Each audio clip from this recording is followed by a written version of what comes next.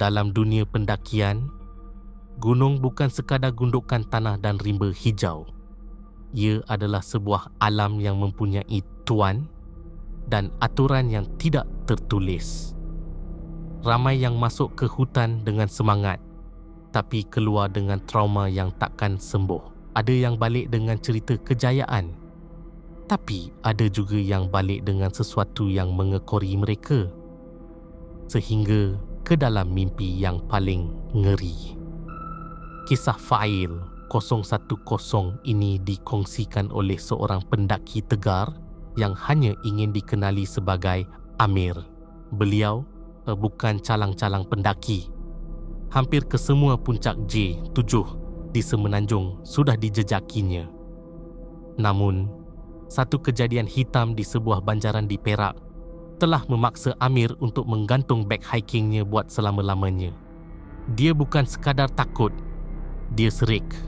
Kerana bagi Amir, hutan bukan lagi tempat untuk mencari ketenangan, tapi tempat yang menyimpan memori tentang bagaimana kawan baiknya sendiri hampir ditukar menjadi penghuni alam sana.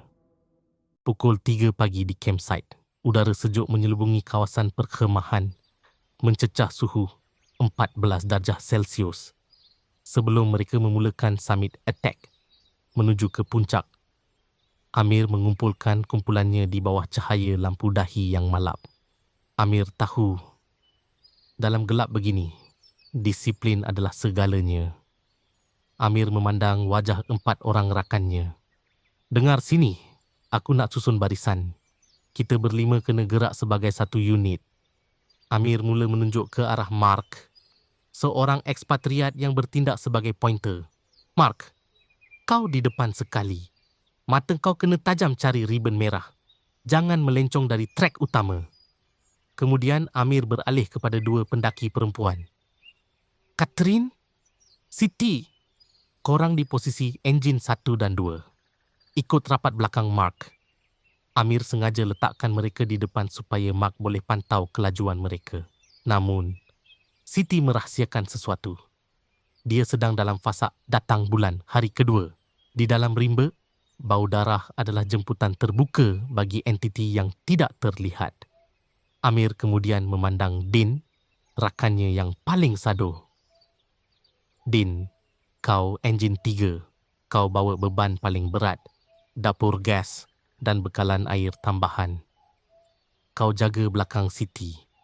Dan aku, Amir, aku tutup barisan sebagai sweeper. Tugas aku pastikan tak ada orang tertinggal dan tak ada benda lain menyelinap masuk dari belakang kumpulan. Amir memulakan briefing dengan nada tegas. Dengar sini semua. Jangan panggil nama penuh. Jangan puji apa-apa yang cantik dan jangan ambil apa-apa dari hutan ni. Selepas itu, Amir memimpin doa dengan membaca Al-Fatihah dan ayat kursi sebagai benteng diri. Suasana menjadi sayu. Bunyi suara Amir mendoakan keselamatan mereka seolah-olah sedang berlawan dengan bisikan angin hutan yang mula bertiup kencang. Trek mula memacak. Langkah demi langkah diatur dalam kegelapan kabus yang pekat. Di pertengahan jalan menuju CP3, Din tiba-tiba berhenti di celah akar sebatang pokok besar yang menyerupai susuk manusia mencangkung. Di situ, Din terjumpa sebutir permata berwarna merah darah yang sangat cantik. Tanpa berfikir panjang, Din melanggar pesanan Amir. Dia mengambil permata itu dan menyimpannya di dalam poket seluar taktikalnya. Serta-merta, suasana hutan berubah. Bunyi cengkerik mati secara mendadak. Sunyi yang sangat menakutkan. Amir yang berada di belakang Din mula mendengar sesuatu. Setiap kali Amir melangkah, dia mendengar bunyi langkah kaki lain yang sangat berat mengekorinya dari arah kegelapan. Langkah itu sangat konsisten. Satu saat selepas Amir memijak tanah, bunyi langkah itu akan menyusul tepat di belakang tumitnya. Jam menunjukkan pukul 4 suku pagi. Mark memberi isyarat berhenti untuk head count di satu kawasan rata. Amir berdiri tegak, jantungnya berdegup kencang. Bau hanyir darah mula pekat di sekitar Siti dan Amir tahu ada sesuatu yang sedang menghampiri mereka. Mark mulakan. 1. Catherine menyahut. 2. Siti pula. 3. Din yang mula nampak gelisah. 4. Amir menutup kiraan dengan suara yang bergetar. Amir. 5. Namun belum sempat Mark menoleh, tepat di belakang telinga Amir, satu suara yang sangat serak, basah dan berlendir menyahut dengan nada yang sangat mendayu. 6. Darah Amir terasa membeku. Sebaik saja suara itu berhenti.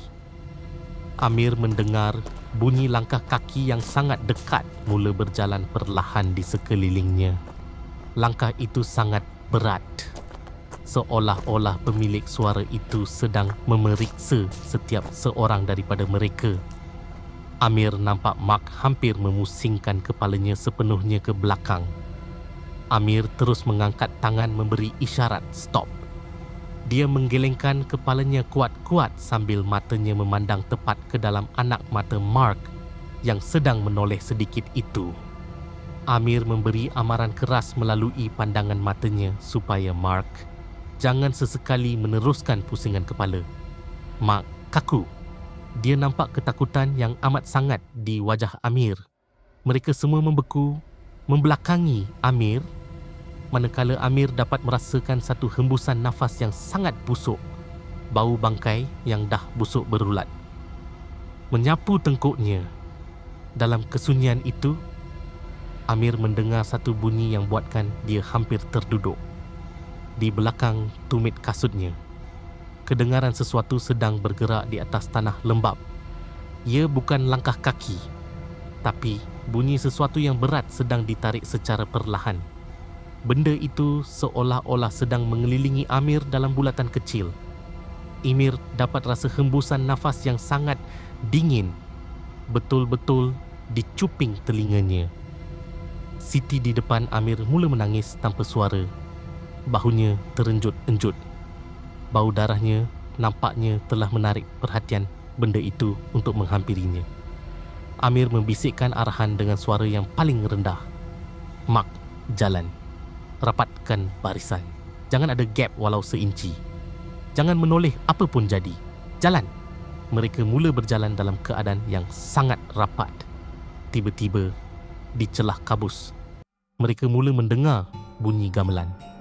Iramanya sangat rancak, seolah-olah ada pesta kenduri di tengah hutan. Kemudian, berkumandang suara azan yang sangat sayup. Namun, Amir tahu waktu subuh masih jauh lagi. Itu adalah pintu masuk ke perkampungan Bunian. Lampu dahi mereka menyuluh ke arah satu kawasan yang tiba-tiba jadi bersih. Tiada akar, seolah-olah jalan tar yang rata. Di kiri dan kanan, terdapat deretan cahaya pelita yang sangat indah. Din hampir saja melencong masuk ke arah cahaya pelita itu, seolah-olah terpukau. Namun Amir dengan pantas menyentak beg galas Din dan menjerit, "Fokus pada ribin merah kat pokok. Jangan pandang tempat lain." Tiba-tiba, Din jatuh tersungkur. Matanya terbeliak ke atas dan dia mula meracau dalam suara yang sangat garau. Din mencakar tanah sehingga kukunya berdarah. Siti pula terduduk sambil memegang perutnya. Menjerit histeria seolah-olah ada tangan yang sedang menarik rahimnya. Bau darah Siti yang tadi hanyir berubah menjadi bau bangkai yang sangat kuat. Amir segera melompat ke arah Din.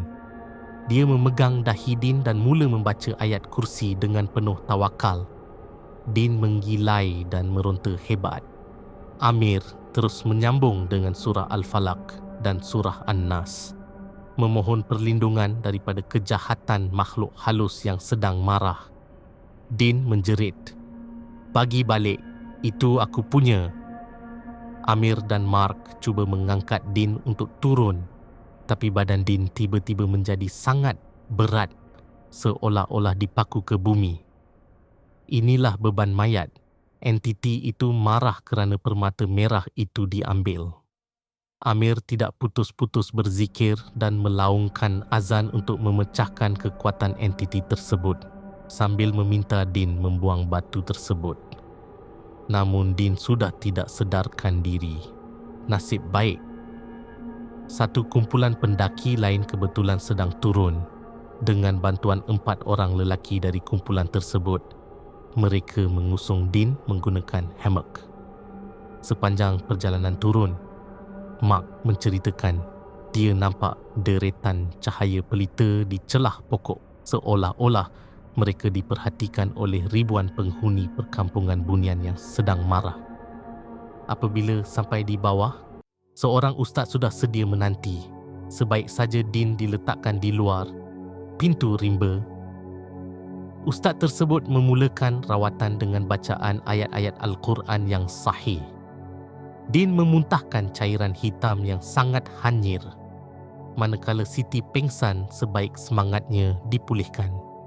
Ustaz itu memesan, lain kali, jangan masuk ke tempat orang dengan hati yang kotor dan tangan yang panjang. Kejadian itu merubah hidup Amir sepenuhnya. Walaupun Din dan Siti pulih, Amir merasa gagal sebagai sweeper. Setiap kali dia menutup mata, dia masih mendengar suara enam membisik di telinganya dan bunyi langkah kaki yang mengekorinya dalam kegelapan. Amir menggantung beg hikingnya kerana dia sedar manusia cuma tetamu, dan apabila kita melanggar adab, Tuan Hutan tidak akan melepaskan kita dengan mudah. Sampai sekarang, Amir masih terbayang, kalau malam itu dia menoleh, adakah dia masih lagi berada di dunia ini? Saya hos Horex, berhati-hatilah dengan setiap langkah anda. Jangan ambil apa yang bukan milik anda. Dan pastikan anda tahu siapa yang berjalan di belakang anda malam ini. Jangan menoleh.